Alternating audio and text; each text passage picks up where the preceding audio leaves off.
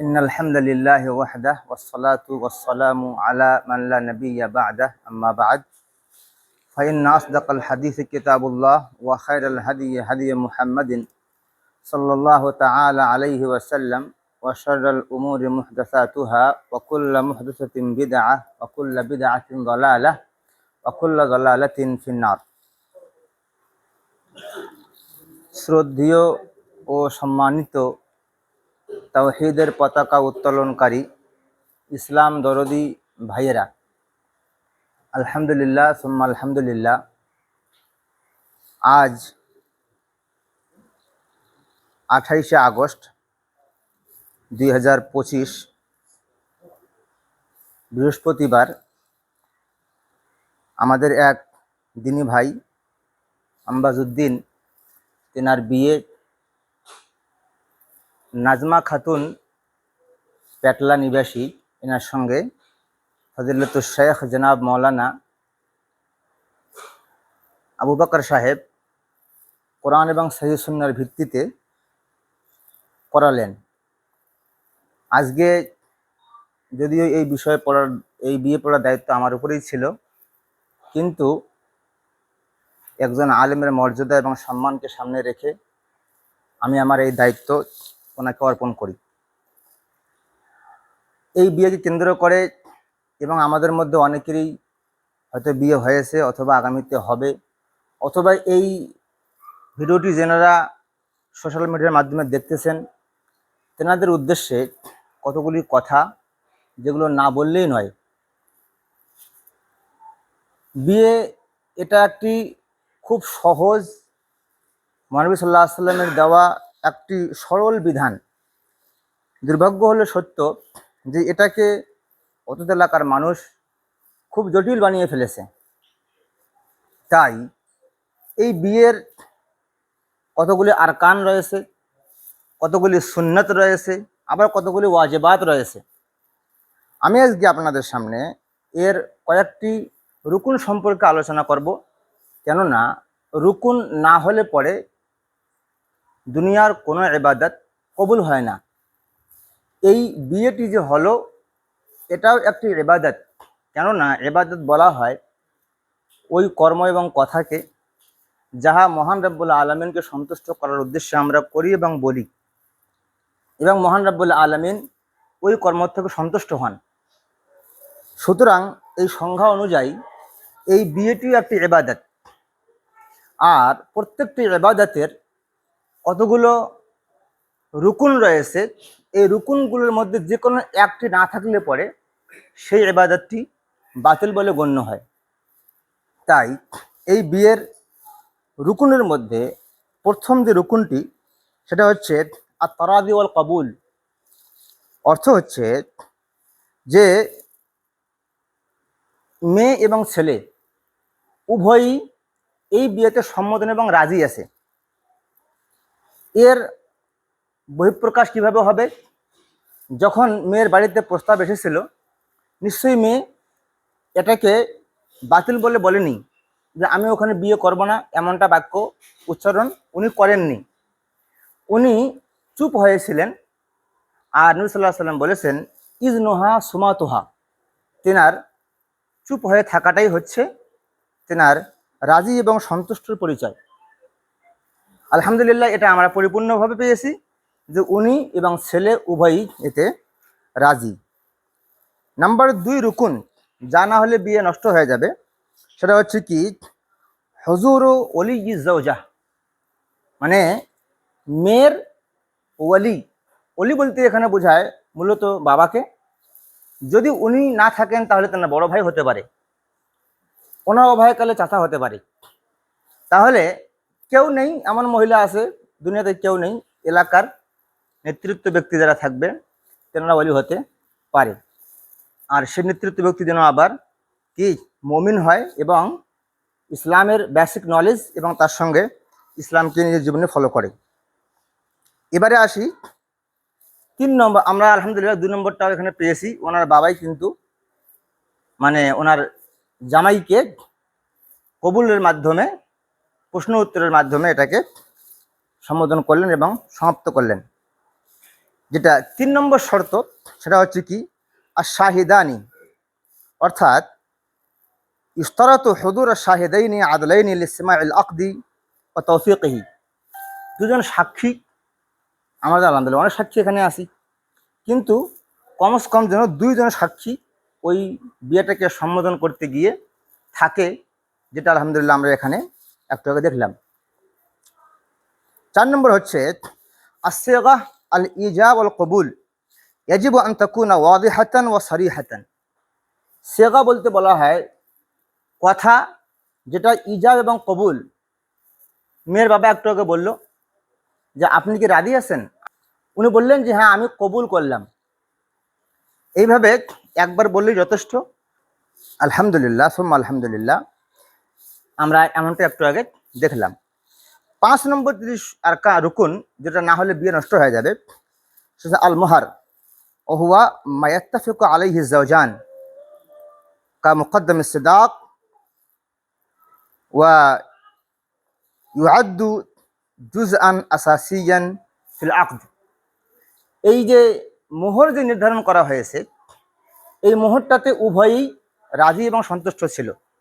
ছেলে যে মোহরটা দেওয়া সক্ষম, এতে মেয়ে পক্ষ অথবা মেয়ে রাজি এবং সন্তুষ্ট। যদি এই মেয়ে বলে যে এই মোহরে আমি এগ্রি না, আমি বিয়ে করব না, এই বিয়েটি বাতিল বলে গণ্য হবে। যদি বাবা বলে মা তুমি এই মোহরটাই যথেষ্ট মনে করে নাও, আর যদি মেয়ে বলে যে না আমি এটা গ্রহণ করব না, আমার করে বেশি লাগবে, এখানে বাবার কথা মূল্যহীন হয়ে দাঁড়াবে, বরং মেয়ের কথাই প্রাধান্য পাবে।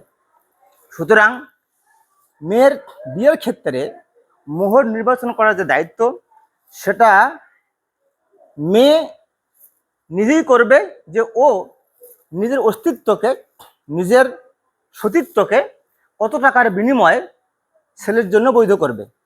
সুতরাং এই দায়িত্বটি পরিপূর্ণরূপে মেয়ের উপরে জন্মায়। হয়তোবা আপনারা অ্যামাউন্টটা দেওয়ার মাধ্যমে ওর কাছ থেকে সম্মতি পেয়েছেন, তারপরেই কিন্তু ওনার বাবা এসে আমাদেরকে সালাম দিয়ে বলল যে আলহামদুলিল্লাহ আমার মেয়েতে সন্তুষ্ট। এটি হচ্ছে মূলত এই 5টি বিয়ের আরকান, যার মধ্যে একটি যদি না থাকে তাহলে কিন্তু সেই বিয়েটি বাতিল বলে গণ্য হয়। এবারে আসি যে এই বিয়ের মধ্যে আমাদের সম্মানিত শেখ আবু বকর সাহেব, ইনি কিন্তু 3টি আয়াত পরিবেশন করেছেন। আর এই আয়াত 3টি যে আছে, এই আয়াত 3টির মধ্যে মহান রব্বুল আলামিন আমাদেরকে কি সম্বোধন করতেছেন এবং কি বলতেছেন, এটা একটু কিন্তু আমাদের খুব জানার বিষয়। প্রথম যে আয়াতটি উনি পাঠ করেছিলেন সেটা ছিল কি ইয়া আইয়ুহাল্লাযীনা আমানুত্তাকুল্লাহ হাক্কা তুকাতিহি ওয়ালা তামুতুন্না ইল্লা ওয়া আনতুম মুসলিমুন। হে ঈমানদার ব্যক্তিগণ, তোমরা আল্লাহ রাব্বুল আলামিনের ভয় অন্তরের মধ্যে রাখো। যার অর্থ হচ্ছে যে এখানে মহান রাব্বুল আলামিন সম্বোধন করতেছেন ঈমানদার ব্যক্তিদেরকে।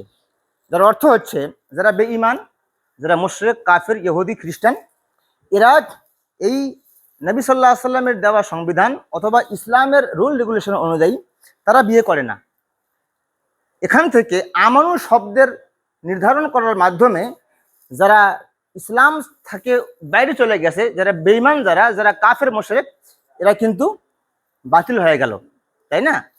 আচ্ছা, আল্লাহ বলছেন যে ইত্তাকুল্লাহ হাক্কা তুকাতিহি, তোমরা আল্লাহকে ভয় করো যেরকমটা ভয় করা দরকার। তার মানে হচ্ছে যে এই ছেলে, তুমি যে মেয়েটাকে আজকে নিজের জীবন সঙ্গিনী হিসেবে নিয়ে যাচ্ছ, এর জীবনের সমস্ত দায়িত্ব তুমি নিজের ঘাড়ে তুলে নিচ্ছ। সুতরাং আগামী জীবনটাতে এর যাবতীয় দায়িত্ব পালনের মাধ্যমে আল্লাহকে ভয় করেই এই কাজগুলো করবে। সুতরাং এখানে একটি সবথেকে বড় এবং ভাইটাল বিষয়, সেটি ছেলের পক্ষের উপরে ঘাড়ে জন্মায় এবং বর্তায়। সেটি হচ্ছে কি যে আগামী জীবনে যতগুলো সৎকর্ম হবে, এই সমস্ত সৎকর্মগুলোকে এই ছেলে আল্লাহ রাব্বুল আলামিনের তাকওয়া এবং পরহেজগারি, এইটাকে অন্তরে রেখেই করতে হবে। এটা হচ্ছে মূল উদ্দেশ্য এই আয়াতকে বিয়ের ক্ষেত্রে নির্বাচন করার। আর বললেন যে ওয়ালা তামুতুন্না ইল্লা ওয়া আনতুম মুসলিমুন, এই বিশ্ববাসী, বিশেষ করে এই বিয়ের ক্ষেত্রে এই ছেলে এবং মেয়ে এবং সামগ্রিক আমরা সকলেই, তোমরা অতক্ষণ পর্যন্ত মৃত্যুবরণ করিও না যতক্ষণ পর্যন্ত না তোমরা পূর্ণাঙ্গ মুসলিম হবে। এবারে এখানে মুসলিম, মুমিন এবং মুহসিন এর পার্থক্য রয়েছে, ক্যাটাগরি রয়েছে, আমি ওই বিষয়ে যাচ্ছি না। 2 নম্বর যে আয়াতটি আছে সেটি শেখ একটু তেলাওয়াত করলেন, ইয়া আইয়ুহান নাসু তাকু রাব্বাকুম আল্লাযী খালাকাকুম মিন নাফসিন ওয়াহিদা ওয়া খালাকা মিনহা যাওজাহা ওয়া বাসসা মিনহুমা রিজালান কাসীরান ওয়া নিসাআ ইলা আখিরিল আয়াত। দেখেন 3টি আয়াত এখানে রয়েছে, আর 3টি আয়াতের মধ্যেই মহান রব্বুল আলামিন আমাদেরকে তাকওয়া এবং আল্লাহ ভীরুতা এবং আল্লাহর ভয় গ্রহণ করার আদেশ করতেছে। আল্লাহ বলছেন যে হে মানুষ সকল, ইত্তাকু রাব্বাকুম, তোমরা তোমাদের ওই রবকে ভয় করো, ওই রবের তাকওয়া অন্তরের মধ্যে নিয়ে আসো। আল্লাযী খালাকাকুম মিন নাফসিন ওয়াহিদা, যে তোমাদের সকলকে সৃষ্টি করেছে একটি আত্মা থেকে। সেটা কি বলেন তো? সেটা কে? আদম আলাইহিস সালাম। আদম আলাইহিস সালাম। আচ্ছা, আর কে? ওয়া খালাকা মিনহা যাওজাহা, এবং ওই আত্মার থেকে, তার বায়ের হাড্ডি থেকে কি আমাদের আম্মা হযরতে কে হাওয়া আলাইহিস সালাম, এনাকে সৃষ্টি করলেন। আচ্ছা, আর কি বললেন? ওয়া বাসসা মিনহুমা রিজালান কাসীরান ওয়া নিসাআ, হে বিশ্ববাসী, আজকে তোমরা বিয়ে বন্ধনে আবদ্ধ হয়েছো, তোমার এই আম্মা হাওয়া আলাইহিস সালাম তেনারই সন্তান, তাই না? আর এই সন্তানগুলো আমরা এক জায়গায় হয়ে একে অপরের বিয়ের আবদ্ধ আমরা হচ্ছি, আর এইভাবেই সারা বিশ্ব ওনার সন্তান দিয়েই পরিপূর্ণ হয়েছে। আত্তাকুল্লাহ, তোমরা আল্লাহকে ভয় করো। আল্লাযী তাসাআলুনা বিহি ওয়াল আরহাম ইন্নাল্লাহা কানা আলাইকুম রাকিবা। সময় সংকীর্ণ, শর্ট করে বলতেছি। 3 নম্বর যে আয়াতটি আছে, ইয়া আইয়ুহাল্লাযীনা আমানুত্তাকুল্লাহ ওয়া কুলু কাওলান সাদীদা। দেখেন 3টি আয়াতের মধ্যেই আল্লাহ রাব্বুল আলামিনের তাকওয়া এবং ভয় এর দিকেই অগ্রসর করা হচ্ছে আমাদের সকলকে। আল্লাহ তাআলা বলছেন যে এই ইমানদার ব্যক্তিগণ, তোমরা আল্লাহকে ভয় করো এবং যা বলবে সঠিক বলবে। এই ছেলে, তুমি যেখানে বিয়ে করতে আসছো, এমনটা যেন না হয় তুমি এই মেয়েটাকে ধোকা দিচ্ছ, বরং তুমি যেখানে কবুল করলে এটা যেন কি অন্তরাল থেকে এবং সঠিকভাবে হয়, এর মধ্যে যেন কোনো ধোকা, কোনো রকমের ফারেব যেন না থাকে। যদি তুমি এমনটা হয়ে থাকো তাহলে কি হবে? ইউসলিহ লাকুম আমালাকুম ওয়া ইয়াগফির লাকুম যুনুবাকুম, ছেলে সম্বোধন এবং তার সঙ্গে সমস্ত বিশ্ববাসী, তোমাদের কি হবে? সমস্ত আমলকে আল্লাহ রাব্বুল আলামিন কি করবেন? শুদ্ধভাবে ঘোষিত করবেন এবং তোমাদের যাবতীয় গুনাহগুলোকে তিনি ক্ষমা করবেন। সুবহানাল্লাহ।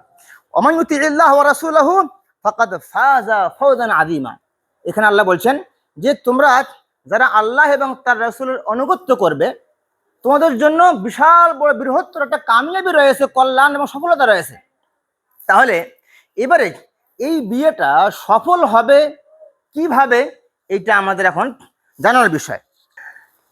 প্রথম কথা হচ্ছে যে কতগুলো বিয়ে যেগুলো এই এলাকায় হয়, এগুলো শরীয়সম্মত বিয়ে না। 1 নম্বর, যে বিয়েটি শরীয়সম্মত হয় না সেটা কি? প্রথমে যখনই ছেলেকে বিয়ে করার জন্য বসানো হয় এরকম মজলিসে, ওকে 5 কলমা পড়ানো হয়, তাই না? তার মানে হচ্ছে যে ইনি ইতিপূর্বে মুসলিম ছিলেন না, এখন ওনাকে মুসলিম বানানোর মাধ্যমে এনার বিয়েটা সম্পূর্ণ করা হচ্ছে। এটা হচ্ছে শরীয়ত বিরোধী আমল, এটা হচ্ছে বেদাতি আমল। মহানবী সাল্লাল্লাহু আলাইহি সাল্লাম এবং সাহাবায়ে কেরামগণ এমন কোনোদিন করেননি। সুতরাং আজকে আবু বকর মোল্লা সাহেব যে বিয়েটা পড়ালেন, এটা সহিহ মুসলিমের একটি বর্ণনা, শুদ্ধ বর্ণনা, এই অনুযায়ী বিয়েটা পড়াইছেন। এখানে কিন্তু 5 কলমা আর 10 কলমার কোনো উল্লেখ নেই। সুতরাং যদি কোনো মানুষ এই 5 কলমা পড়ার মাধ্যমে বিয়ে করায়, এই বিয়ে ইমাম আবু হানিফাও করার নেই কোনোদিন, ইমাম ইউসুফ, ইমাম মুহাম্মদ, ওনার 2 ছাত্র করার নেই, অনুরূপভাবে সাহাবাদের মধ্যে কেউই করাননি, আল্লাহর নবী কোনোদিন করাননি। আল্লাহর নবী নিজের জীবন থাকা অবস্থায় অনেক সাহাবার বিয়ে হয়েছে, আল্লাহ মারা যাওয়ার পরে অনেক সাহাবার বিয়ে হয়েছে, কিন্তু সহিহ সানাদ সূত্রে এই মর্মে একটা জাল হাদিসও নেই, এই মর্মে একটা মিথ্যা হাদিসও নেই, যায়ীফ হাদিসও নেই। তাহলে এটা কি? আমাদের বানানো কর্ম। আর শুনেন, নবী সাল্লাল্লাহু আলাইহি ওয়াসাল্লাম বলেছেন, মান আমিলা আমালান লাইসা আলাইহি আমরুনা ফাহুয়া রাদ্দুন, যদি কেউ এমন কিছু আমল করে যে আমল আমি মুহাম্মদ করলাম না, আমার ধর্মে নাই, সেটা বাতিল বলে গণ্য হবে। তিনি আরো বলেছেন যে মান কাযিবা আলাইয়া মুতাআম্মিদান ফালইয়াতাবাওয়া মাকআদাহু মিনান নার, যদি তোমাদের মধ্যে কেউ আমি মুহাম্মদ আমার দিকে মিথ্যাচার করে, তাহলে সে যেন তার ঠিকানা জাহান্নামে বানিয়ে নেয়। তাহলে যারা এই কর্মগুলো করে এরা নিজের ঠিকানা জাহান্নামে বানিয়ে নিচ্ছে, আর ইসলামের মধ্যে এমন কিছু বস্তুকে অ্যাড করতেছে যেগুলো ইসলামে কোনো অস্তিত্ব নেই।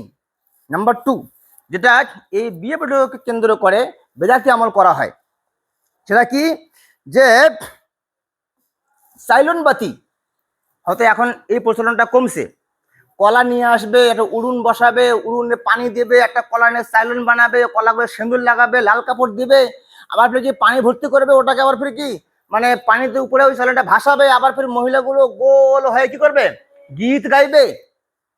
এই যে সাইলন বাতির যে প্রচলন, এটা হচ্ছে আমাদের হিন্দু ভাইদের পক্ষ থেকে আসা, ইসলামে আর কোনো অস্তিত্ব নেই। অনুরূপভাবে আরেকটি কি, যে ছেলে পক্ষ এখন বিয়ে করতে আসছে, মেয়ের বাড়ির সামনে গেট লাগাইছে, আবার যুবতী যুবতী মেয়েরা তারা একটা ফুলের মালা নিয়ে আসে। এবারে যতক্ষণ পর্যন্ত কিছু পয়সা দেওয়া হবে না, এবার ওই ছেলেকে অশ্লীল কতগুলা মানে বাক্যের মাধ্যমে, ছন্দের মাধ্যমে কিছু মানে কথা হাঁটি মস্করি করা যাবে না। এই কথাগুলি, এই কাজগুলি যেগুলো করা হয়, এগুলো হচ্ছে অজ্ঞতার এবং জাহেলিয়াতি কাজ, এগুলো ইসলামে কোনো অস্তিত্ব নেই, এগুলো বেহায়াপনা, এর ইসলামে কোনো স্থান নেই।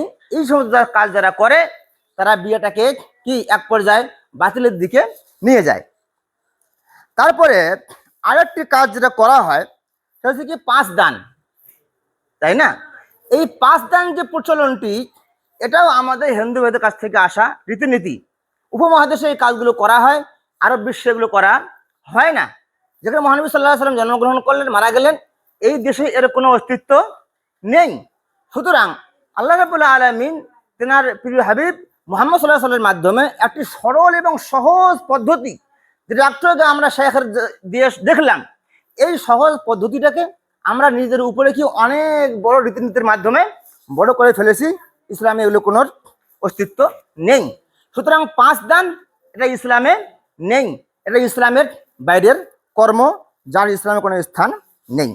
অনুরূপভাবে যখন বিয়ে করতে আসলো, সমাজের লোক চলে আসলো, আসলে কি বলছে যে আমাদের এখানকার নিয়ম রয়েছে, আপনাকে 20,000 টাকা দিতে হবে এই মাদ্রাসায় চাঁদা, এই মাদ্রাসা মসজিদের চাঁদা, তা না হলে পরে আমরা মেয়েকে বিয়ে দেব না।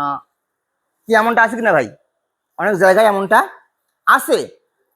ওনাকে 5,000-ই হোক আর 10,000-ই হোক আর 1,000-ই হোক, ওনাকে চাপ দিয়ে ছেলের পক্ষ থেকে তুলে নেওয়া হয়।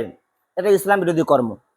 হ্যাঁ, যদি আপনারা একটা অনুরোধ জানাতে পারেন, আর এই বিয়ের বৈঠকেই সে অনুরোধটা করতে হবে, এর কোন অর্থ, একটা ছেলে বিয়ে করতে আসছে, ও বিয়ে করে মেয়ে চলে যাবে, কিন্তু আপনাদের সমাজের কাজ আছে, আপনারা করবেন। কিন্তু এইখানে যদি আমরা জোরপূর্বক ভাবে ওনাকে চাপিয়ে দেই, এটা আমরা নব আবিষ্কৃত আমল, যেটা আমরা ইসলামের মধ্যে গণ্য করতেছি। নেক্সট জেনারেশন অশিক্ষিত মানুষ তারা ভাববে এটাও মনে হয় ইসলামের একটা অঙ্গ, অথচ বিয়ের সঙ্গে এই চাঁদার কোনো কালেকশন, কোনো সম্পর্ক নেই। সুতরাং এর থেকে আমার সকলকে বাঁচা উচিত। অনুরূপভাবে কতগুলো বেহায়াপনা, তার মধ্যে একটি বর্ণনা করি। যখন বিয়ে শাদী হয়ে গেল, কি হয়ে গেল, এবারে মেয়ে আর ছেলে বাড়িতে চলে গেল, ওখানে পান্তা ভাত, মানে সকালবেলা যে বাসি ভাতের একটা হাঁড়িতে রাখলো, আর সেখানে কি পানি দিয়ে ভর্তি করে দিল। এবারে মেয়ের হাতে আংটি আছে, আর ওই আংটিটাকে ছেলে কি করবে, এখন জবরদস্তি করে খুলে নেবে। যদি খুলে নিতে না পারে, তাহলে এই ছেলের কি শক্তির অভাব, এর যৌন ক্ষমতার অভাব, এটা প্রমাণ হবে। তখন মেয়েও করে কি, খুব শক্তভাবে ধরে থাকে, আর ছেলে কি করে কি, ওটাকে আবার খুব কষ্টের সহিত খোলার চেষ্টা করে। এতে ওদের হাতের মধ্যে হতাহত হয়ে যায় এবং অনেক ক্ষতিও হয়। এই যে কর্মগুলি, এগুলো হচ্ছে বাড়তি কর্ম, ইসলামে আর কোনো স্থান নেই। যারা এই কর্মগুলো করে এগুলো কি গুনার কর্ম করে, যদি এটাকে ওরা ইসলাম মনে করে থাকে। তবে এবারে আসি যে এরকম আরো অনেকগুলি কর্ম রয়েছে। আজকে মনে করেন যে ইনি নাজমাকে নিয়ে যাবে, নিয়ে যাওয়ার পরে ওনার বাড়িতে একটা ঠাকুরের মতো করে কি মণ্ডপ সাজাবে, সেখানে ওকে বসাই দিল। এবারে যে কয় টাকা খাবে, ভাই এই যে 10 টাকা আমি খেলাম, 100 টাকা, 1000 টাকা, 50 টাকা দান দিয়ে আবার কি চলে যাচ্ছে। তাহলে এবারে আপনি যে বউটাকে বিয়ে করে নিয়ে আসলেন, আপনি কোন এমন কাপুরুষ, আপনার ভিতরে কি মানুষত্ব এতটুকুও নেই যে আপনার এই 10 টাকা 5 টাকার জন্য আপনার বউকে সামনে নিয়ে আসলেন, নিয়ে আসার পরে এবারে সেখান থেকে মানুষ পয়সা দিয়ে দিয়ে আপনার স্ত্রীকে দেখে দেখে চলে যাচ্ছে। অথচ ইসলামের মধ্যে মহিলার পর্দা থাকাটা অপরিহার্য। ওয়ালা ইউবদিনা যিনাতাহুন্না ইল্লা মা যাহার, কোরআন বলতেছে যে এ মেয়ে, তুমি তোমার সৌন্দর্যকে অন্যের কাছে প্রকাশ করিও না। আর এখানে আমি কাপুরুষি করলাম যে আমার স্ত্রীকে অপরের জন্য উন্মুক্ত করে দিলাম, আপনারা এখন সবাই এনাকে দেখতে পারেন। দেখেন, যদি এই মেয়ে সুন্দরী হয় তাহলে বাইরে গিয়ে বলবে কি, আরে সত্যি রে মেয়েটা এত সুন্দর। একটা অসৎ ছেলের অন্তরে শয়তান জায়গা নেয়, পরবর্তীতে এর সঙ্গে খারাপ কাজ হওয়ার সম্ভাবনা থাকে। আর যদি এই মেয়েটা দেখতে খারাপও হয়, যাকে আপনি কলিজার টুকরো বানিয়ে নিয়ে আসলেন, বলবে কি, আরে ওটা কোনো মেয়ে হলো, দেখতে এত বাজে, তাই না? তাহলে আপনার খানা খেলো, খেয়ে আবার আপনার স্ত্রীর সম্পর্কে বলতেছে দেখতে তো ওটা একদম একটা কি কুৎসিত, ওটা দেখতে কালো। তাহলে আপনার অন্তরে কি হবে? দুঃখ লাগবে। ইসলাম এই জন্যই বলছে যে ওকে দেখায়ই না, না ওর মনে ভালো স্বপ্ন জাগবে, শয়তানি মনোভাব জাগবে, আর না ওকে ওকে কালো বলে আখ্যায়িত করবে।